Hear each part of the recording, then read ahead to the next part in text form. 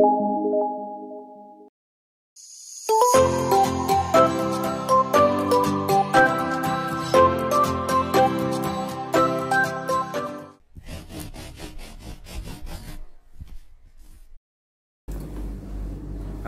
warahmatullahi wabarakatuh. Selamat siang, salam sejahtera untuk kita semua. Kembali kita bertemu lagi di Tolire. Kali ini kita akan membahas tentang item-item yang ada di dalam telaah laporan keuangan. Salah satunya yaitu tentang kita diminta menelaah transfer keluar dan transfer masuk. Ada beberapa macam permasalahan di transfer keluar transfer masuk. Selain ada beberapa yang dinyatakan boleh selisih antara transfer keluar dan transfer masuk. Salah satu yang dinyatakan boleh selisih transfer keluar transfer masuk adalah TKTM terkait persediaan. Kenapa sih TKTM terkait persediaan itu boleh selisih? Karena nilai HP, karena HPT. Ya, betul. Jadi TKTM persediaan itu boleh selisih karena HPT, harga perolehan terakhir. Jadi kebijakan akuntansi. Kalau ingin tahu seperti apa detailnya adalah seperti ini. Kita misalnya di sini satker A ya, membeli di 1 bulan ya, misalnya ini di bulan Maret, misalkan tanggal 5 Maret.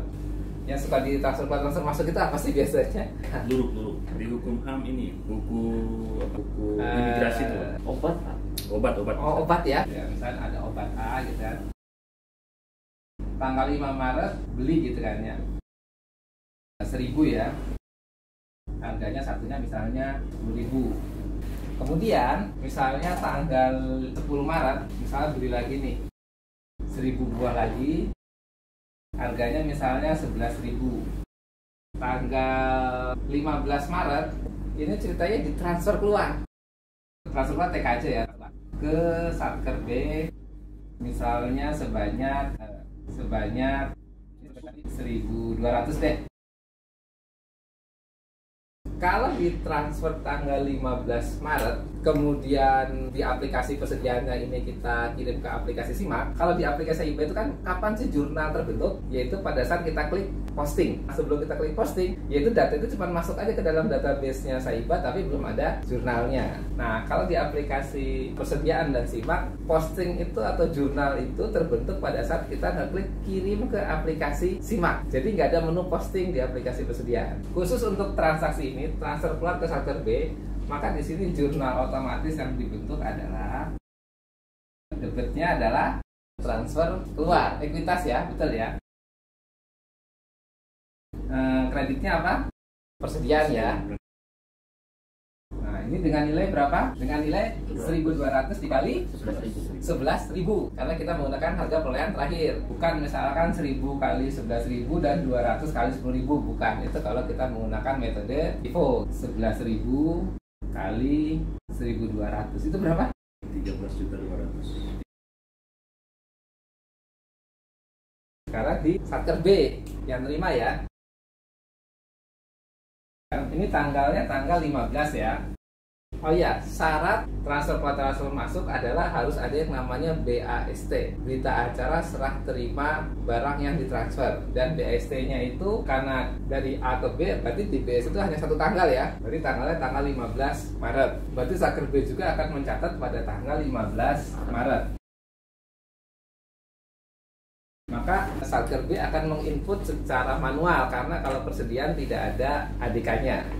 Input persediaan ini 1.200 gitu kan ya. Maka di situ di aplikasi persediaan yang terima akan ditanya. Jadi, oh ya bedanya gini. Kalau di aplikasi persediaan Satker A pada saat transfer keluar, yang ditanya itu hanya berapa yang mau ditransfer keluar. Nilainya enggak, berapa buahnya. Jadi kita cuma ngisi 1.200. Di Satker penerima itu akan ditanya nama barangnya, kemudian berapa banyaknya dan berapa harganya. Maka di sini di dalam BAST itu harus ada nama persediaannya, kemudian ada kuantitinya dan ada price ya, harganya.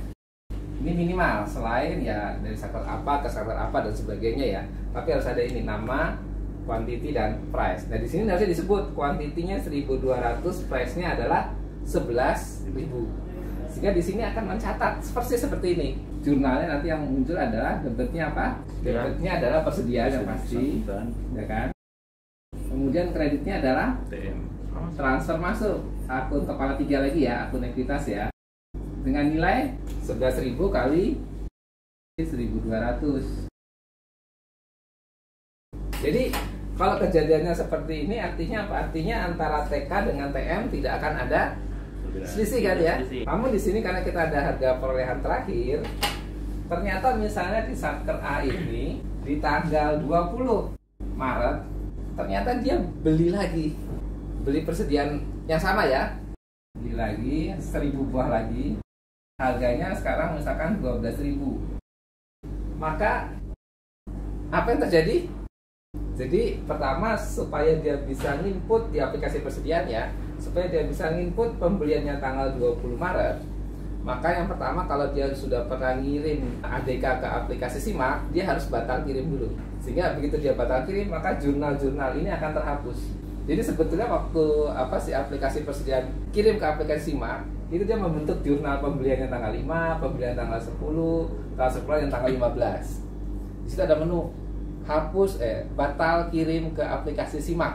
Nah, begitu batal maka jurnal-jurnal ini dihapus nih.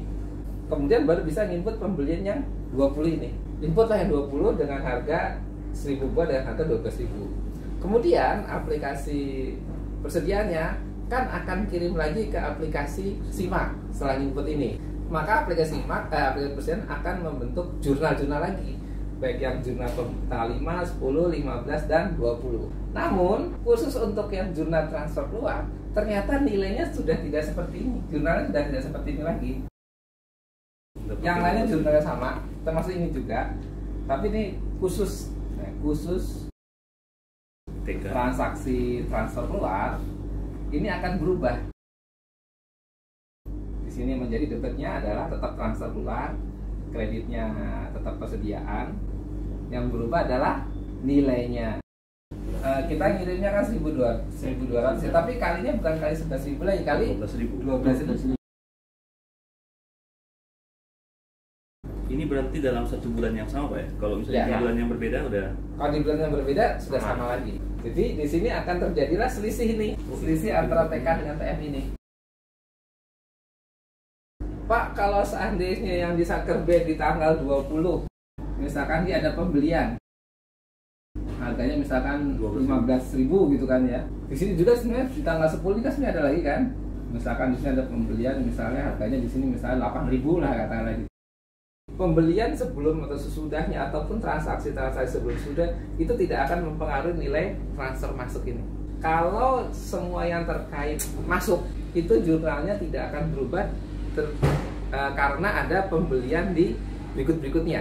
Tapi kalau dia sifatnya keluar, pengaruh. Jadi kayak ini ya, masuk itu kan pertama ada pembelian. Misalkan tanggal 15 ini pembelian, maka mau di belakang ada pembelian tanggal apapun, jurnalnya tetap ini nggak berubah. Tapi kalau yang bisa berubah itu adalah kalian sifatnya keluar, transfer keluar. Tapi juga yang keluar itu ada juga kan ada pemakaian, ada request keluar. Maka semua itu jurnal itu bisa mengakibatkan berubah karena mengikuti dengan harga yang terakhir. Solusinya gimana supaya sama? Gini aja Pak, gimana kalau yang di Satker B pada saat input transfer masuknya tanya dulu ke Satker A, situ harga terakhir obat A di bulan terakhir Anda berapa? 12.000. Berarti input saja di sini 12.000 gitu kan, supaya TKTM-nya tidak selisih gitu kan. Berita acaranya beda. Kalau itu jadi masalah. Kalau misalnya seperti itu, maka yang jadi masalah adalah berita acaranya, maka akan berbeda dengan BAST. Karena di BAST itu kan ada nama barangnya, kuantitinya dan harganya. Kalau di sini kita bikin 12.000 kali 1.200 supaya sama TKTM-nya, tapi itu berarti tidak sama dengan BAST-nya. Kecuali kalau yang ekstrim mau dibuat misalnya, oh kalau gitu transfer keluarnya dibikin tanggal akhir bulan aja gitu kan. Nah itu kan pasti harga terakhir kan. Nah kalau itu bisa jadi sama dengan ini, dengan transfer masuknya. Tapi kan kita tidak mungkin hanya gara-gara akuntansi terus mengakibatkan pelaksanaan anggarannya harus geser di akhir bulan gitu kan, nggak mungkin. Kemudian akhirnya di dalam aplikasi Erekon LK, nah apabila ada selisih TKTM karena persediaan, maka di situ ada detail TKTM persediaan.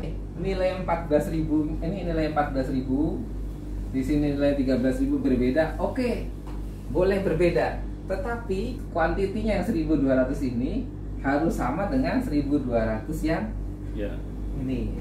Jadi sepanjang 1.200 dan 1.200, maka ini kita tidak anggap sebagai selisih TKTM. Jadi di dalam Erecon RK itu ada. Coba kalau diklik selisih TKTM-nya persediaan, maka di situ isinya di sini kolom sebelah kiri ini adalah satker pembeli, di sini ada quantity, ada harga, kemudian di sini satker penerima, ada quantity dan ada harga. Sepanjang kuantitinya ini sama, harganya berbeda, maka itu dianggap sama. Tapi kalau kuantitinya berbeda, harganya berbeda, yaitu berarti berbeda. Itu syaratnya dua satker itu harus sudah upload Erecon berarti ya Pak ya? Ya, dua-duanya sudah upload Erecon dan mencatatnya pun benar, karena di dalam aplikasi persediaan pada saat mencatat transfer keluar itu ada pertanyaan, transfer ke satker apa, ke kode satker apa. Dan yang di satker penerima juga ada catatan juga waktu ada kolom FDC adalah terima dari satker apa. Nah, kalau di sini inputnya benar, terima dari satker A, di sini juga inputnya benar, transfer ke satker B, maka oleh aplikasi Erecon itu akan dijadikan satu baris. Tapi kalau seandainya di sini bilang kirim ke satker B, tapi ternyata kode satkernya salah, ya kan? Atau kebalikan satker B bilang terima dari satker A, tapi kode satkernya salah, maka nanti di Erecon akan yang atas bawah, dianggap tidak ada temennya. Kenapa? Karena datanya salah. Itu walaupun beda kanwil gitu bisa kelihatan Pak di kanwil ini misalkan satker sini transfer ke satkernya di Manado atau di Makassar atau di mana gitu, kelihatan nggak Pak di Erecon kita, di Erecon kanwil? Di Erecon kanwil kelihatan. Tetap kelihatan ya? Tetap kelihatan, cuman untuk penyelesaiannya harus koordinasi lintas. Artinya asal salah satu entah pengirim entah penerimanya itu adalah ada di kanwil kita, maka data itu akan ada di Erecon kita. Nggak mesti dua-duanya ada di kanwil kita. Tapi kalau dua-duanya nggak ada di kanwil kita ya nggak ada. Itu harus yang level KL. Saya kasih kesimpulan sedikit. Kenapa TKTM persediaan itu boleh selisih nilai rupiahnya, tetapi kuantitinya tidak boleh selisih. Yang pertama karena adanya penggunaan metode harga perolehan terakhir, sehingga di sini kayak tadi dari kasih contoh, kalau seandainya setelah transaksi transfer keluar itu ada transaksi yang sifatnya masuk, entah pembelian, entah transfer masuk, entah ada transaksi reklas masuk, entah pokoknya sifatnya masuk, maka jurnal transfer keluar ini akan mengikuti dengan harga perolehan terakhir di bulan yang bersangkutan. Sedangkan di satker B dia akan menginput sesuai BAST. Padahal BAST dibuat adalah pada saat tanggal melakukan transfer keluar. Tadi itu kenapa Pak? Dia nggak bisa rekam yang 12.000 ini kalau dia tidak menghapus dulu transaksi sebelumnya. Kalau kita sudah kirim ADK ke SIMAK, maka di bulan tersebut tidak bisa diinput apa-apa lagi. Itu di aplikasi persediaan. Dia harus melakukan batal kirim dulu. Nah, setelah batal kirim, dia baru bisa melakukan input transaksi lagi. Dan itu juga sama di aplikasi SIMAK. Misalkan dia sudah pernah kirim ke aplikasi SIMAK, terus ternyata di sini ada yang salah, kemudian dia batal kirim dulu, terus dibenerin dulu, terus kan bikin ADK lagi, kirim ke SIMAK.